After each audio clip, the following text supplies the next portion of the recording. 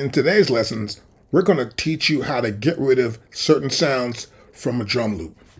Let's play the loop back. A classic hip-hop beat. Snare, hi-hat. I'm going to add effects now.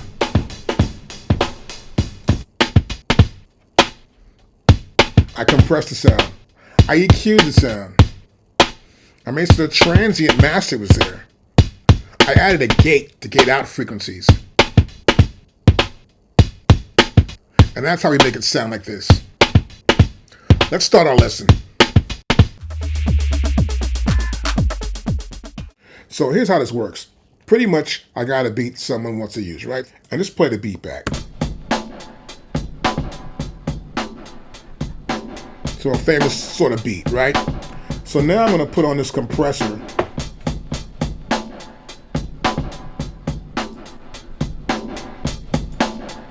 And you can see it right here. We have our compression. This is the in and the output of the compressor. And here's a reduction right here. So it's kind of reduced somewhat, so that's limiting in a sense what's going on, but still pumping up the bottom a little bit, which is kind of cool. So I got a 4:1 ratio, and I'm using this actual preset to make it easier for everyone else to actually follow along at home. And so that preset is located here in drums, and you see it here, a lot of attack right there. And that's what this is, a lot of attack. So I've got a lot of attack. I'm attacking it, keeping it within a certain range. So next, I'm going to go to here and pull this transient up. This is going to help me a lot. And it's pretty simple here. As a matter of fact, let's go right here where we can see the sample. And so you see it right here, these large peaks. We want to get those parts, and we want to cut back on the stuff that's close to the middle right here.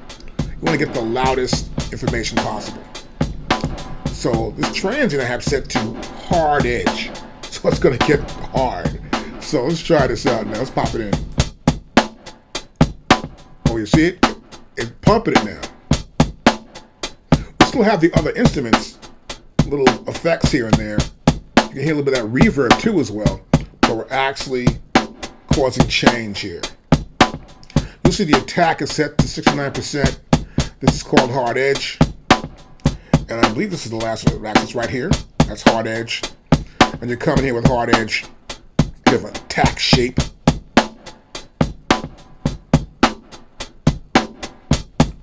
We have sustain. So I pull sustain out, it sustains longer. Here I bring the sustain down. Nothing sustains. Nothing that sort of like reverb doesn't sustain. Sort of grabs it, holds it back a little bit. And we have a limit. It's an output limit. I get some more pump out of it, right? So you can adjust that too as well. Those are two devices. So then what you're going to do, and you can do this on any MPCX, MPC ONE, MPC Live 2, and if you have the latest 2.10.1, and 11's going to come out, 2.11's going to come out on June 23rd, you'll be able to do this pretty much at home. So next, on our next slot, we're going to pull up a Parametric EQ, 4-shelf Parametric EQ. So you'll see it here. And we've got high, high mid, and low. Let's turn it on. Now we got more pump on that bass drum. That snare's still snapping. This is good. I've already done it before, so just to make sure I wouldn't fiddle around with this so much. So now I've got these effects going on. I've got stuff that's loud, stuff that's not so loud. And what I'm trying to do is stop those other frequencies from coming through. By making them less, I can have the ability to gate those sounds out. So we're going to pull up a noise gate yet. But first, I want to show this thing in the bass line. Here's the highs, as you can see here. This is the cue for the highs. Here's my gain. Once I gain that, you hear those hi-hats. I know where that frequency's at, so I know I'm gaining them now. Now I'm pulling it down. Because I search for it. So I want to search for those highs first. I'll go to this frequency here. Oh, they're right here. So once I figure out where the highs are, I've already gained it. Now I want to reduce them. Now they're kind of low, right? And you see here the bass, I wanted to find out where the kick drum was at. Then what I did was come right here in my cue, make sure it's just enough there, and then I boosted those. So here I'm reducing and I'm boosting. Next, I want to pull up a noise gate. And here's my noise gate. So here's my noise gate, and these are my 4 horsemen right here. These are the 4 guys that are going to work hard for me today. Okay, now put this in this gate. See what happened? I cut out stuff. It was too low. The gate comes in and says, okay, only the big boys are passing. The big bass drum and the snare drum are going to pass through this gate. No one else can get past that gate. This is a noise gate. It's eliminating noises that are below a certain frequency. And you'll see here how the reduction comes in here really fast.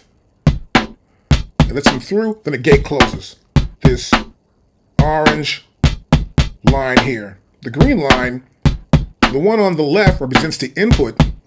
The one on the right represents the output, what's going out. Here's my threshold.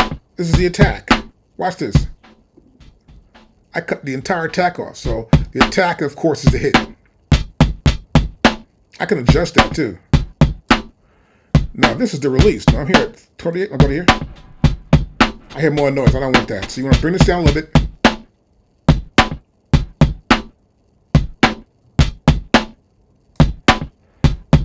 Oh, I like that right there. Now this is called a hard gate. Now rather than putting this rack together again, you can save this setup. We can come to here, and we're going to the top of this channel here. It says inserts, right? I'll click on this little triangle right there, and it says here, save effect rack. So I'll save this a rack, and I can call it a new name here. So I come in here. I'll call it Boom Bap. Perfect, Boom Bap, and I'll save this. And this is going to be one of my MPC effect racks. I'll save that rack. That rack is saved.